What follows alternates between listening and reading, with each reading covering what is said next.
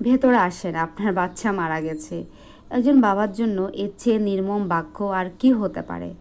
আজকে Chittagong medical college হাসপাতালে 10 মাসের শিশু সোরাইয়ার মৃত্যুর খবর এভাবেই শুনতে হয়েছিল তার বাবাকে।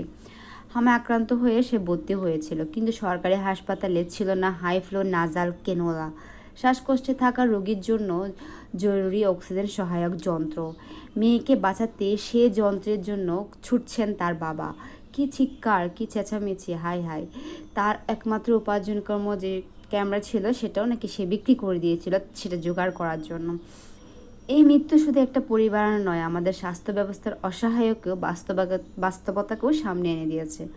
আমরা উন্নয়নে বড় বড় গল্প করি, মেগা গল্প প্রকল্প নিয়ে গর্ব করি, মেট্রো রেল হয়, পদ্মা সেতু হয়, কিন্তু সরকারি হাসপাতালে আইসিইউতে জরুরি চিকিৎসা সামগ্রী থাকে না।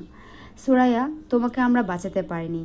তোমার মৃত্যু বড় এক প্রশ্ন রেখে গেল আমাদের সামনে।